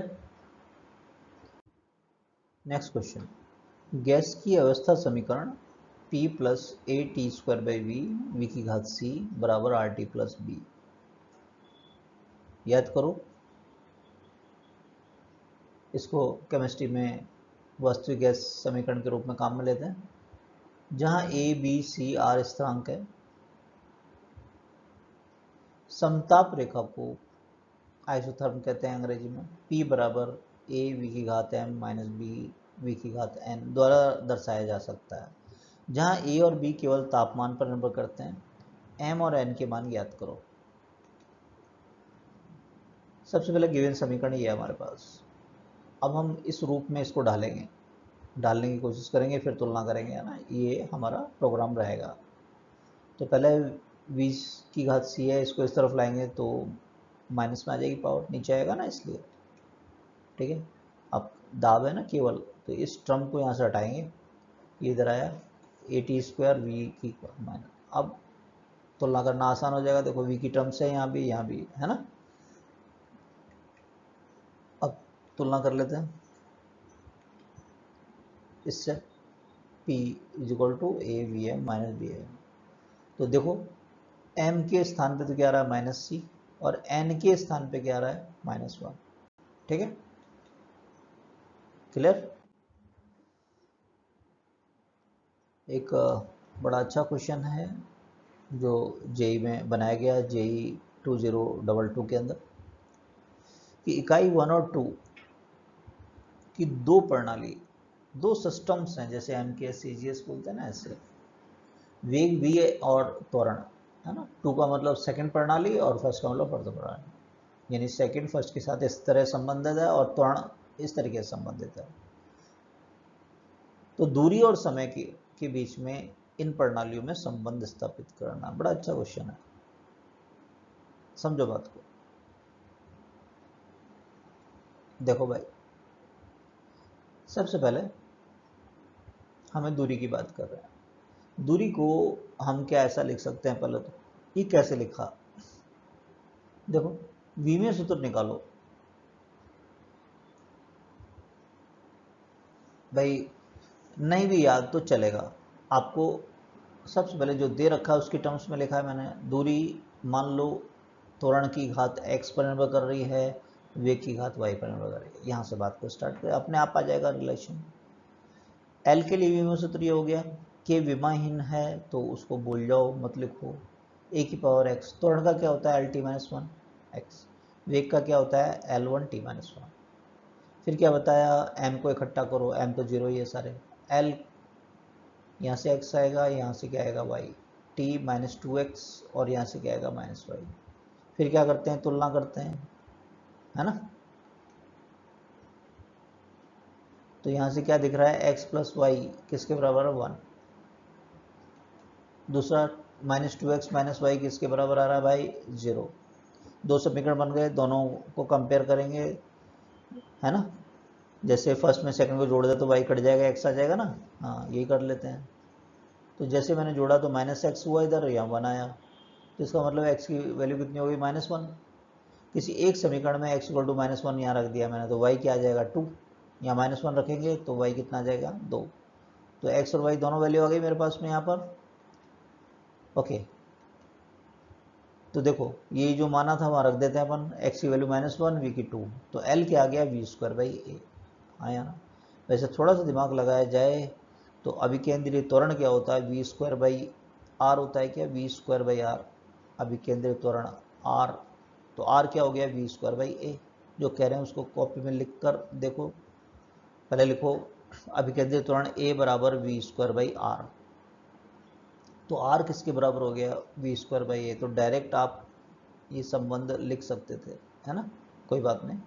अभी विमीय विधि का उपयोग करके बताया हमने। तो जैसे सेकंड जो पद्धति है या प्रणाली है, उसमें मेरे को लिखना है तो मैंने कह दिया इस सूत्र से v two square over a two, है ना। अब वी टू क्या है, एन और एम स्क्वायर वी वन रख दिया, ठीक है। इसी तरीके से ए टू ये रख दिया हमने, सॉल्व किया, एन स्क्वायर एम की घात फोर, नीचे एम एन। अब जो कटता है उसको काट देंगे, एन ऊपर जाएगा, एन क्यूब करके देखो क्या ऐसा आ रहा है। लेकिन ये प्रथम प्रणाली में हो गया, ये L1 बन जाएगा आपका। तो क्या हमारा सूत्र ये बनेगा, फाइन। तो ये तो दूरी में संबंध आया दो प्रणाली में। अब समय के बीच में देख लेते हैं, समय के लिए अब शॉर्टकट देख लें भाई, टी सीधा सीधा वी बाई ए लिख सकते हैं, नहीं सकते, क्यों। त्वरण क्या होता है, त्वरण को यहाँ ले जाओ, टाइम इधर, समय के साथ वेग में वी बाई टी ए, एक इधर है ना, ऐसे लिख सकते हैं। जैसे अभी टाइम बचता है, नहीं तो अभी जो बताया था वैसे भी कर सकते हैं, थोड़ा बड़ा हो जाएगा। तो सेकंड प्रणाली में समय को ऐसे लिख सकते हैं v two by a two. V two का मान दे रखा है क्वेश्चन में, ए टू का दे रखा है, यानी इस रिलेशन दे रखे हैं, इनको सॉल्व कीजिए। तो ये v बाई ए तो क्या t है ना, तो ये प्रथम प्रणाली में हो गया, t1 बन गया। तो हमारे पास आंसर क्या आ गया कि t2 किसके बराबर होगा, n square by m cube t1। तो ये जेई का क्वेश्चन सॉल्व हो गया आपका, क्लियर है। नेक्स्ट बड़ा अच्छा क्वेश्चन है, प्रकाश का वेग c, गुरुत्वाकर्षण स्थिरांक c, प्लैंक स्थिरांक h को एक प्रणाली में मूल इकाई के रूप में लिया जाए। इनको मूल मान लें, मूल राशि मान लें। तो समय, लंबाई और द्रव्यमान की विमा ज्ञात कीजिए। इसमें एक्चुअली तीन क्वेश्चन है, जेई 2019 में बना, इससे पहले भी आ चुका था क्वेश्चन। लेकिन जब ये क्वेश्चन बने तो देखिए, एक तो तरीका ये होता है जो अभी तक हम करते आ रहे हैं कि समय को सी की घात, जी की घात, एच की घात में रखकर दोनों तरफ दोनों की विमाएँ रख के फिर तुलना करके इस तरीके से करें। एक सबसे पहले ये विचार आया हमारे जहन में कि ये क्वेश्चन का उद्भव हुआ कहाँ से। तो रिसर्च करने पे पता लगा कि ये क्वेश्चन आया है बिग बैंग थ्योरी, जो कि माथर स्पुट ने दी थी। 2006 में उनको इस बात के लिए नोबेल प्राइज़ मिला था, और उस थ्योरी के दौरान इन्होंने कुछ बातें बताई थी, वहाँ से क्वेश्चन लिया गया है, बनाया गया है। ये शॉर्टकट तरीका रहेगा अगर इस थ्योरी के बारे में थोड़ा सा जान लें, अदरवाइज विमेय विधि तो हम पढ़ ही रहे हैं, उससे तो हम कर ही सकते हैं। उन्होंने बताया था एक प्लैंक समय। प्लैंक समय क्या बताया कि बिग बैंग के ठीक बाद जब ब्रह्मांड का उद्भव हुआ था, तो उद्भव का समय कितना लगा था उसको प्लैंक समय के रूप में माना गया, और इन्होंने कैलकुलेट किया था कि वो समय इतना होता है वर्गमूल में GH/c5 के द्वारा। ये फिक्स मान होता है उसका, है ना। तो यहाँ से देखिए, अगर समय की पूछ रहे हैं आपसे G और H की टर्म्स में, तो पहले तो आप इसको फॉर्मूले को ऐसे लिख सकते हैं, चेक करो कॉपी में लिख के देखो, तो सीधे सीधा ये विमेय सूत्र बन रहा है आपका, है ना। ज्ञात करने की जरूरत ही नहीं है, इस थ्योरी से बना है बेसिकली। इसी तरीके से लंबाई के लिए पूछे, तो लंबाई के बारे में बताया इन दोनों वैज्ञानिकों ने कि प्लैंक समय के दौरान अवलोकन योग्य ब्रह्मांड के आकार को प्लैंक लंबाई कहते हैं। यानी जब बिग बैंग हुआ, ब्रह्मांड बना, तो जो दिखाई दिया ब्रह्मांड, उसकी जो लंबाई थी उसको कहते हैं प्लैंक लंबाई, और उसका मान इन वैज्ञानिकों ने कैलकुलेट करके बताया इतना होता है। तो यहाँ से डायरेक्ट आप विमेय सूत्र बना सकते हैं, G की घात 1/2, H की घात 1/2, ये नीचे 3/2 है तो ऊपर जाएगा तो -3/2 हो गया, बन गया विमेय सूत्र। नहीं, तो एक ये शॉर्टकट तरीका है। एक प्लैंक द्रव्यमान की विमा आपसे पूछी जाए, प्लैंक समय के दौरान अवलोकन योग्य ब्रह्मांड के द्रव्यमान को प्लैंक द्रव्यमान कहा गया, वो इन्होंने इतना दिया था, इसका मान 4 × 10⁻³ मीटर के बराबर बताया था। ये पूछा गया था JEE 2023 में दोबारा से। तो यहाँ से आप विमेय सूत्र बना सकते हैं, ये ऊपर जाएगा तो -1/2, H की घात 1/2 और C की घात 1/2 आ जाएगा, ठीक है। तो अगर आप ये थ्योरी थोड़ा सा ध्यान रखें तो ये क्वेश्चन पूछते रहते हैं इंटरचेंज, अदरवाइज ये क्वेश्चन सॉल्व करने में थोड़ा सा वक्त लगता है, तो आप ये वक्त बचाना चाहें तो ऐसे कर सकते हैं। अब इस एप्लीकेशन पर आपके लिए एक्सरसाइज है, तो चलिए देखते हैं। ये क्वेश्चन है कि संवेग P, क्षेत्रफल A, समय T, मूल राशि मान लो, तो श्यानता गुणांक का विमेय सूत्र ज्ञात करना है। JEE 2022 का क्वेश्चन है, आप ट्राई कीजिए इसे। बल F, वेग V और T, समय, इनको मूल राशि माने। आंसर हम दे रहे हैं साथ में। तो घनत्व का विमेय सूत्र याद करना है, JEE 2023 का। अभी जो हमने सीखा है उस विधि पर ही आधारित क्वेश्चन है, आप दोबारा से रिपीट कर रहे हैं, अगर डाउट आता है तो उन क्वेश्चंस को फिर ट्राई करें बार बार। इसी तरीके से JEE 2023 में ही एक क्वेश्चन और आया कि पानी में उत्पन्न तरंग की जो गति होती है उसे हम ऐसे निरूपित कर सकते हैं, तो आपको ABC के मान ज्ञात करने हैं। आंसर हमने दे दिया, ये आना चाहिए, है ना। तो इनको ट्राई कीजिए। लास्ट एंड फाइनल एप्लीकेशन ले रहे हैं विमेय विश्लेषण का। एक भौतिक राशि को की इकाई को एक प्रणाली से दूसरी प्रणाली में, जैसे SI को CGS में, है ना, कन्वर्ट करना है। तो पहले समझते हैं कि इनको करेंगे कैसे। इसके लिए एक सिंपल एग्जांपल लेते हैं। आप जानते हैं 1 मीटर में 100 सेंटीमीटर होते हैं। तो एक प्रणाली हो गई MKS, दूसरी हो गई CGS। भौतिक राशि कौन सी हो गई, लंबाई की होती है, तो लंबाई हो गई। 1 कहलाती है न्यूमेरिकल वैल्यू फर्स्ट सिस्टम में, इसलिए N1 कहते हैं। मीटर फर्स्ट सिस्टम में यूनिट कहलाती है। ये दूसरा सिस्टम है ना, ये 100 कहलाएगा न्यूमेरिकल वैल्यू सेकंड सिस्टम में, तो N2 कह दिया। सेकंड सिस्टम में ये यूनिट कहलाएगा सेंटीमीटर, तो इसलिए U2 कह दिया। तो कभी भी किसी भौतिक राशि का एक सिस्टम से दूसरे सिस्टम में, एक प्रणाली से दूसरी प्रणाली में बात करेंगे तो N1 U1 किसके बराबर होगा, N2 U2 के। U लंबाई, उसका विमेय सूत्र क्या हो गया, M0 L1 T0, है ना। तो ये तो हम एक एग्जांपल ले रहे हैं, उदाहरण ले रहे हैं, तो कुछ भी और भी हो सकता है, तो ये हमेशा ऐसे लिख लेंगे, M की घात X, L की घात Y, T की घात Z, और एक सामान्य सूत्र बनाने की कोशिश करेंगे हम। सबसे पहले N2 को ऐसे लिख सकते हैं, N1 U1 और U2। U1 यानी फर्स्ट सिस्टम में। यहाँ फिलहाल हमारे सिस्टम में इनका X, Y और Z का क्या मतलब है, X का मतलब 0, y का मतलब 1 और z का क्या है 0। फाइन। अब u1 u2 को mlt की टर्म्स में लिख लेंगे अपन। m1 और नीचे जगह m2 और m की पावर कितनी है x, ऐसे l की पावर इसी तरीके से y t की। तो ये एक सामान्य सूत्र बन गया। इसको क्वेश्चन सॉल्व करने में काम में आएगा जब भी हम किसी भी भौतिक राशि का मान एक सिस्टम से दूसरे सिस्टम में कन्वर्ट करेंगे। कैसे करेंगे उसको क्वेश्चन से देखते हैं, समझते हैं अपन। क्वेश्चन लेते हैं, 1 न्यूटन को डाइन में बदलो। अब फर्स्ट सिस्टम में न्यूटन है जो एमके सिस्टम है और डाइन क्या जे सिस्टम है। ठीक है, भौतिक राशि पहचान लेते हैं हम, न्यूटन और डाइन किसकी इकाई होती है, बल।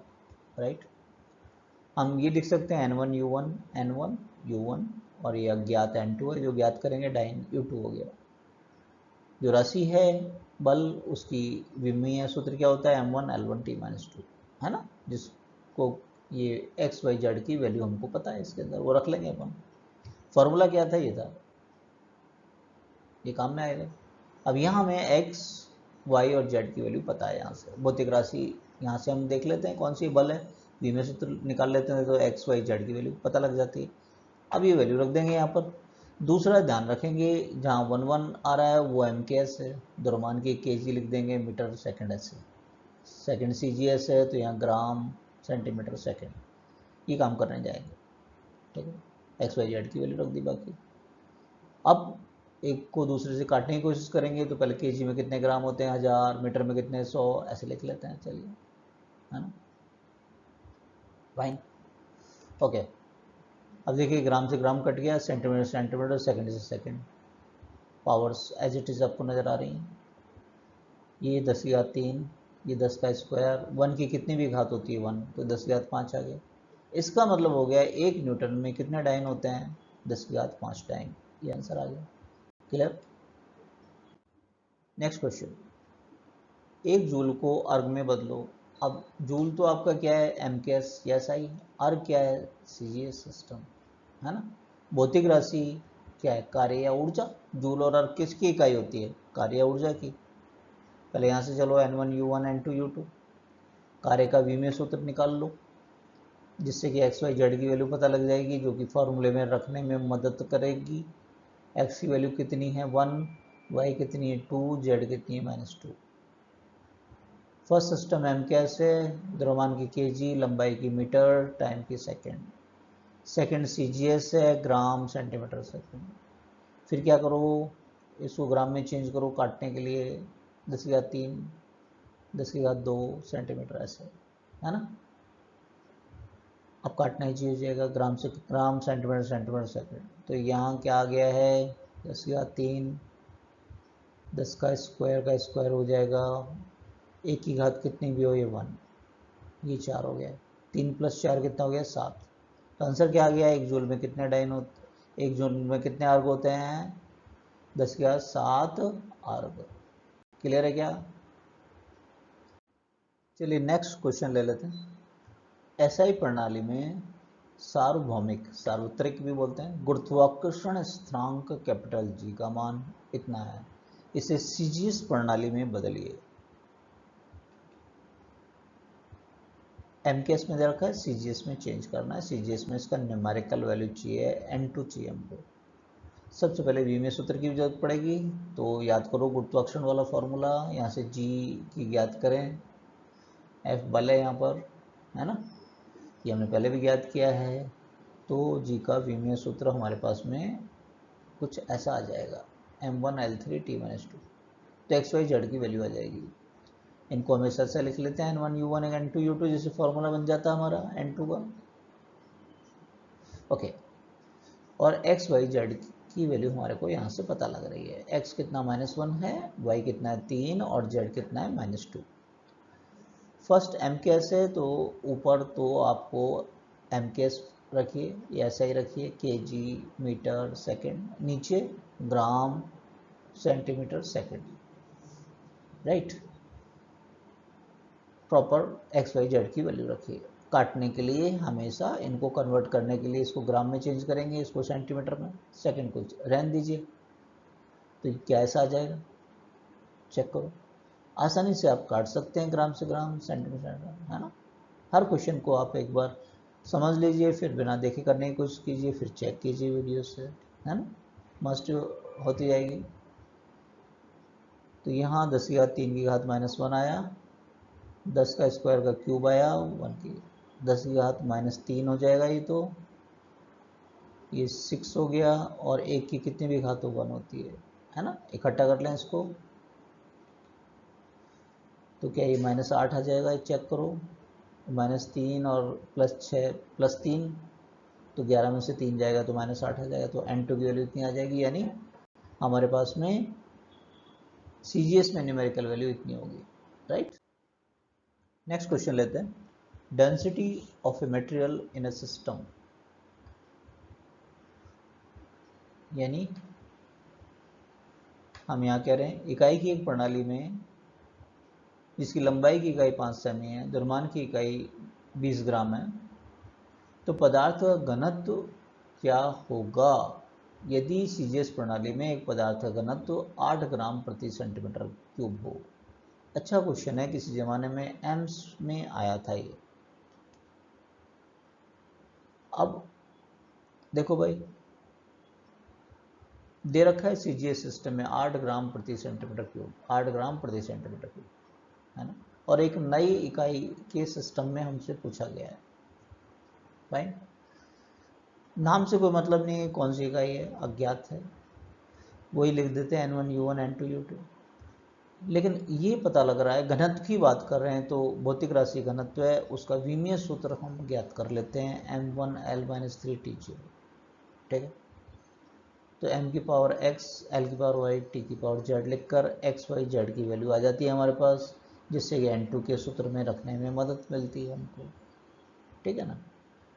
ओके, अब इसमें थोड़ा सा ध्यान रखना है, फर्स्ट सिस्टम हमारा MKS नहीं है, CGS है, तो यहाँ ग्राम लिखेंगे और यहाँ क्या लिखेंगे, सेंटीमीटर लिखेंगे L1 की जगह पर।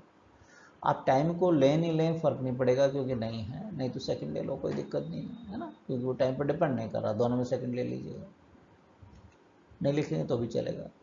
और M2 के स्थान पे जो दे रखा है वो लिखेंगे कि द्रव्यमान की इकाई क्या है 20 ग्राम, लंबाई की इकाई क्या है 5 सेंटीमीटर, ठीक है। इस बात से कोई नहीं फर्क पड़ेगा, यहाँ क्या लिख रहे हैं, घात कितनी है, 0 है ना। ओके, सॉल्व कर लेते हैं इसको, ग्राम कट गया, सेंटीमीटर कट गया, नीचे 5 की घात -3, ऊपर जाएगा तो प्लस में आ जाएगा ऐसा, है ना। ये 4 से काट दिया है, 4 दूनी 8 है, 4 पंजे 20 है, कैसे कर रहे हैं हम।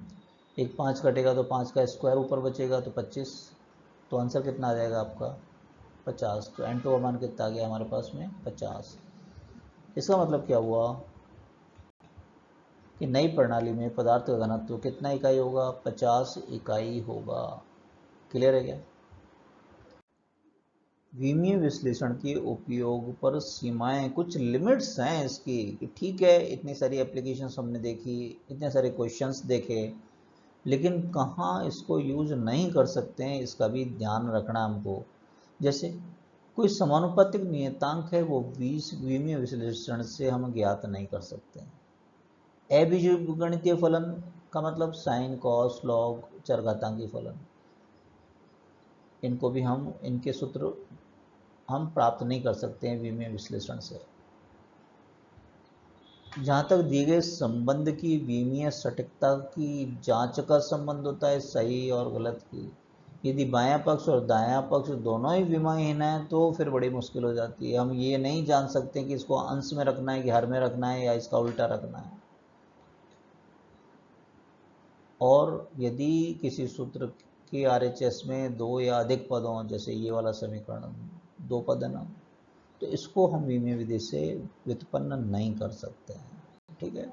2 या 2, एक ही होना चाहिए, एक से ज़्यादा पद होंगे तो हम उसको डराइव नहीं कर सकते, तो बहुत बड़ी लिमिटेशन है।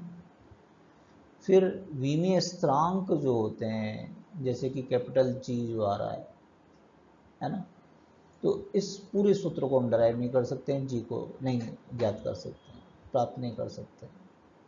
विमीय विश्लेषण से ये भी नहीं पता लगता है कि राशि अदिश है या सदिश, उसके बीच में कोई अंतर नहीं करते हैं विमीय विश्लेषण। जैसे टॉर्क आर क्रॉस एफ या कार्य जो अदिश राशि है उसको मतलब नहीं अदिश सदिश से। यदि हम उन भौतिक राशियों को नहीं जानते हैं जिन पर भौतिक राशि निर्भर करती है तब तो फिर ये काम ही नहीं करेगा, फिर तो हम डराइव कर ही नहीं सकते हैं, है ना। और एक बहुत बड़ी लिमिटेशन की भौतिक राशि 3 से अधिक मूल राशियों, 3 से अधिक यानी लंबाई द्रव्यमान समय से ज़्यादा पर निर्भर करती है, तो फिर बड़ी मुश्किल होती है, फिर हम विमीय विधि लागू नहीं कर पाते हैं डेरिवेशन के लिए। विमाएँ भौतिक राशि के परिमाण पर निर्भर नहीं करती हैं, इसलिए एक विमीय रूप से सही समीकरण वास्तव में सही हो ये जरूरी नहीं है। जैसे 1/t और 2π/t दोनों की विमाएँ समान आनी है। ये आवर्ती है, ये कोणीय आवर्ती है, भौतिक राशि अलग अलग है लेकिन इनकी विमाएँ एक ही आनी है ना। तो इनमें ये अंतर नहीं करता है। Fine, okay. नेक्स्ट लेक्चर हम लेंगे चैप्टर 2 स्टार्ट करेंगे, उसमें सरल रेखा में गति। इसको कुछ टॉपिक्स में बढ़ा हुआ है। वेरी फर्स्ट हम अकॉर्डिंग टू द एनसीईआरटी के अकॉर्डिंग सबसे पहले शुद्ध गति से रिलेटेड लेक्चर लेंगे, जिसको अंग्रेजी में कहते हैं काइनेमेटिक्स ऑफ द मोशन। इसमें कौन कौन से टॉपिक्स हम कवर करेंगे, एक जानेंगे कि दूरी व विस्थापन क्या होता है, फिर औसत गति और औसत वेग क्या होता है, आफ्टर दैट तात्कालिक चाल जिसको ताक्षणिक चाल भी कहते हैं और ताक्षणिक वेग, और फाइनली त्वरण और मंदन से रिलेटेड बात करेंगे। तो जो लोग भी फर्स्ट टाइम आए हैं वो सब्सक्राइब कीजिए हमारे चैनल को, शेयर कीजिए अपने दोस्तों के साथ में, बेल आइकन को भी प्रेस कर दीजिए जिससे ये वीडियो आते ही आपको पता लग जाए। Thank you for watching once again.